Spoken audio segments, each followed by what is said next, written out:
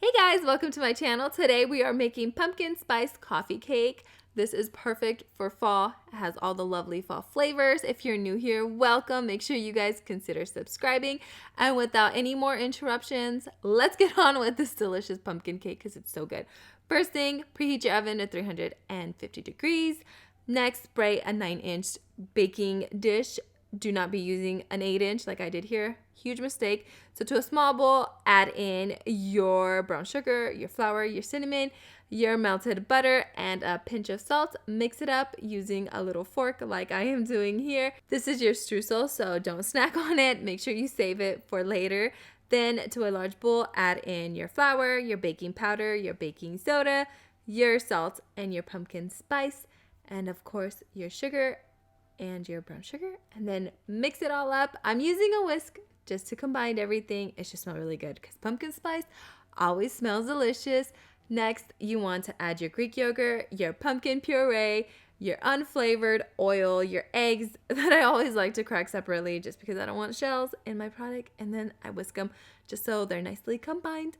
Once that is all combined, you want to add it to the rest of the wet mixture, and I'm using a small bowl. Make sure you guys are using a larger bowl and don't even bother with the rubber spatula. Just use a fork or a whisk and get this all mixed up and combined. Try not to zoom in too close because this doesn't look that good, but I promise it's going to be super good. So add this to your dry ingredients, and I am just going to mix up everything until everything is nicely combined.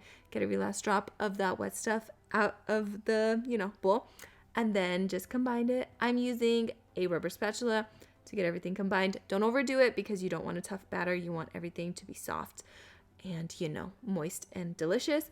So add about half of this batter to your baking dish. Again, do not use an 8-inch baking dish.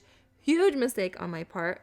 Did not like that at all. It won't affect the flavor. It's just your coffee cake will be super tall and it just doesn't look that pretty. So use a 9-inch. Once you get about, I would say half of your batter into your baking dish, you want to make sure you spread it evenly all over the bottom of your baking dish. Then you want to add the other half of your streusel that hopefully you have not completely snacked on. Listen, the streusel is so good. It's like addicting and it's tempting to not be like snacking on it, but don't snack on it because you need it for this cake. So add about half of it to the batter, and then once you kind of got it nice and even, you want to add the rest of your batter to the top of the streusel. You're kind of like layering it and putting all this goodness into your coffee cake. You guys, if you like pumpkin, if you like fall, make sure you give this video a thumbs up just so I know that you guys like fall recipes just like I do. I'm super excited for fall. I love fall.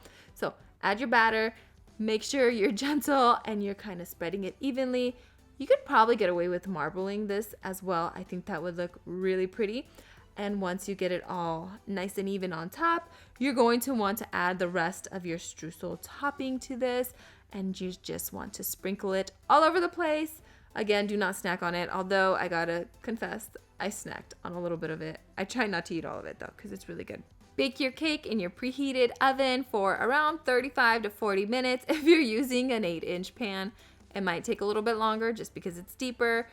However, take it out whenever it's ready and allow it to cool for around 20 minutes. In a small bowl, add in your powdered sugar and your maple syrup. Give it a quick stir. I ended up using a fork and I ended up adding more maple syrup until it was kind of like a runny consistency. You want your glaze to be runny just so you could spread it on top of your cake, kind of like I'm doing here. I mean, I could have probably added a little bit more maple syrup. I really like the way this came out. So just add it all over the top. Do not be stingy. Try to add all of it if you can, but then you can't tell what's underneath it. So it's like a double-edged sword, you know what I mean? I love this cake because you can just like cut right into it. It's so soft. I think you guys are gonna like it. If you guys like pumpkin, if you guys like cake, coffee cakes, you guys are gonna love it. So cut it up and serve yourself up a nice slice of this deliciousness. Add some more of that glaze if you have any left over. It is so good. I love the way this tastes. It's fluffy, it's soft, it has warm fall flavors that I love, and I love the crunchy top. So I hope you guys enjoy it as well. The recipe is always down in the description. Make sure you guys leave me a like. Make sure you're subscribed as well so you don't miss any future videos, and I will see you guys next time. See ya.